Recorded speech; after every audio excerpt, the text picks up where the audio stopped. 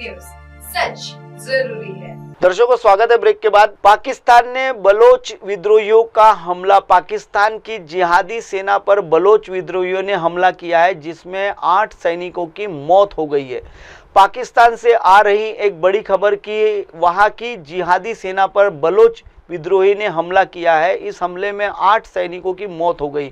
यह घटना बलूचिस्तान प्रांत में हुई है जहां लंबे समय से अलगाववादी आंदोलन चला रहे।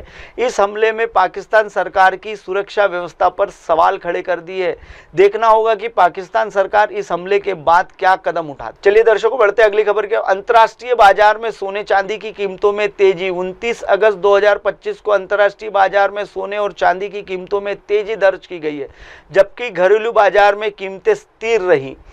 29 अगस्त 2025 को अंतर्राष्ट्रीय बाजार में सोने की और चांदी की कीमतों में तेजी दर्ज की गई है। वैश्विक आर्थिक अनिश्चितता और डॉलर की कमजोरी के कारण विदेश निवेशकों से सुरक्षित निवेश के रूप में सोने और चांदी को रुख किया है। हालांकि भारतीय घरेलू बाजार की कीमतें लगभग स्थिर बनी हुई है। विशेषज्ञों का मानना है कि आने वाले दिनों में कीमतें उतार चढ़ाव जारी रह सकता है। आपको बता दें कि इस साल के अंत तक सोना लगभग 75,000 रुपये प्रति 10 ग्राम आ जा सकता है और चांदी जो है वो भी निचले स्तर पर आ सकती है। चलिए दर्शकों बढ़ते अगली खबर की ओर। पाकिस्तान ने एशिया वन नाम से एक ग्लोबल प्रोग्रेड चैनल लॉन्च किया है जिस पर भारत को नज़र रखने की ज़रूरत है। बात करते हैं पाकिस्तान आईए और खबर की जिस पर भारत को खास नज़र रखने की ज़रूरत है। पाकिस्तान ने हाल ही में एशिया वन नाम से एक नया ग्लोबल प्रोपोगेंडा चैनल लॉन्च किया है। जानकारों का मानना है कि यह चैनल पाकिस्तान की छवि सुधारने और भारत विरोधी दुष्प्रचार फैलाने के उद्देश्य से बनाया गया है। ऐसे में भारत को इस चैनल की गतिविधियों पर कड़ी निगरानी रखने और इसके द्वारा फैलाए जा रहे झूठ का मुकाबला करने के लिए तैयार रहना होगा। कतर भारत व्यापार समझौता हुआ है। वाणिज्य और उद्योग मंत्री पीयूष गोयल ने कहा है कि कतर भारत के साथ एक मुक्त व्यापार समझौता एफटीए पर बात करना चाहता है। भारत के वाणिज्य और उद्योग मंत्री पीयूष गोयल ने एक महत्वपूर्ण घोषणा की है।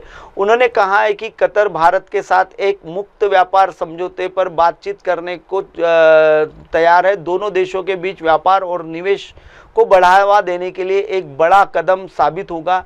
कतर और भारत के महत्वपूर्ण ऊर्जा साझा करेगा। उसके साथ ही समझौता भारत की ऊर्जा सुरक्षा को भी मजबूत करेगा।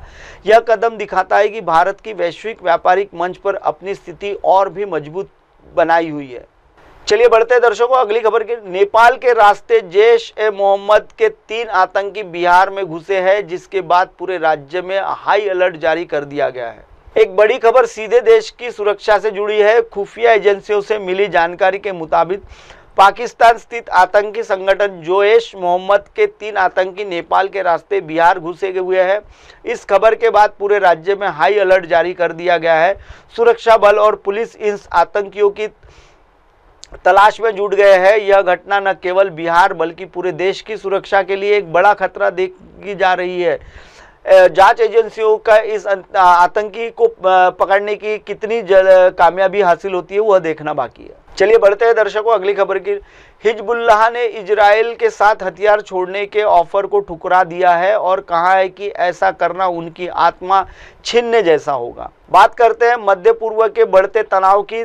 लेबनान स्थित आतंकी समूह हिजबुल्लाह ने एक बड़ा बयान जारी किया है। संगठन ने इजराइल के साथ हथियार छोड़ने के ऑफर को साफ तौर पर ठुकरा दिया है।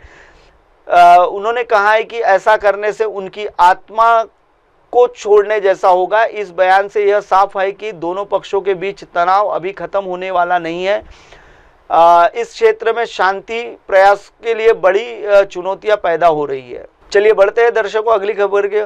हजारों इजराइल नागरिकों ने नेतन्याहू सरकार के खिलाफ प्रदर्शन किया और हमास के साथ डील करने का दबाव बनाया। इजराइल की जहां नेतन्याहू सरकार से खिलाफ विरोध प्रदर्शन तेज हो गए हैं, वहां हजारों इजराइल नागरिकों ने सड़कों पर उतरकर सरकार के खिलाफ अपना गुस्सा जाहिर किया है। प्रदर्शनकारी हमास के एक समझौते पर पहुंचने का दबाव बना रहे हैं ताकि गाजा में बंधक बनाए गए नागरिकों को सुरक्षित वापस लाया जा सके। यह विरोध प्रदर्शन न केवल सरकार पर दबाव बढ़ा रहा है बल्कि यह भी दिखाता है कि नागरिक अपने संबंधितों के वापसी के लिए कितने चिंतित है। कीव में यूरोपीय संघ के कार्यालय पर हमला हुआ है जिसमें पुतिन के इरादे पर सवाल उठाया हुआ है। बात करते हैं यूक्रेन की राजधानी की कीव से, जहां आ रही है एक चौंकाने वाली खबर कि वहां यूरोपीय संघ के कार्यालय पर हमला हुआ है। यह हमला एक ऐसे समय में हुआ है जब यूक्रेन और रूस के बीच तनाव चरम पर है। इस घटना ने पुतिन के इरादों पर एक बार फिर गंभीर सवाल खड़े कर दिए हैं। यूरोपियन संघ के इस हमले की कड़ी निंदा की है। यह हमला दर्शाता है कि यूक्रेन में स्थिति कितनी नाजुक है और रूस के साथ शांति की राह अभी दूर है। चलिए दर्शकों, बढ़ते अगली खबर की ओर। फ्रांस के राष्ट्रपति ने रूस पर आतंक और बर्बरता की हद पार करने का आरोप लगाया। फ्रांस के राष्ट्रपति ने रूस पर आतंक और बर्बरता की हद पार करने का आरोप लगाया है। यह बयान ऐसे समय में आया है जब रूस ने यूक्रेन पर एक के बाद एक हमले किए हैं। फ्रांस ने हमेशा यूक्रेन का समर्थन किया है, लेकिन इस बार उनका यह बयान रूस के खिलाफ उनकी बढ़ती नाराजगी को साफ तौर पर दर्शाता है। इस बयान के बाद रूस और पश्चिमी देशों के बीच तनाव और भी बढ़ सकता है। चलिए बढ़ते दर्शकों अगली खबर के। जर्मनी के चांसलर मर्जर ने कहा है कि जेलेंस्की और पुतिन के बीच फिलहाल कोई मीटिंग नहीं होगी। जर्मनी के चांसलर मर्ज ने एक महत्वपूर्ण बयान दिया है। उन्होंने कहा है कि यूक्रेन के राष्ट्रपति जेलेंस्की और रूस के राष्ट्रपति पुतिन के बीच फिलहाल कोई मीटिंग नहीं होगी। उनका यह बयान ऐसे समय में आया है जब रूस लगातार यूक्रेन पर हमले कर रहा है और शांति की उम्मीद कम होती जा रही है। इस बयान से यह साफ है कि दोनों देशों के बीच बातचीत के लिए अभी कोई अनुकूल माहौल नहीं है। यह दिखाता है कि युद्ध अभी और लंबा चल सकता है। दर्शकों फिलहाल वक्त तो चला है ब्रेक का। ब्रेक से लौटने के बाद देखिएगा 50 खबरें। बने रहिए MNS न्यूज पर।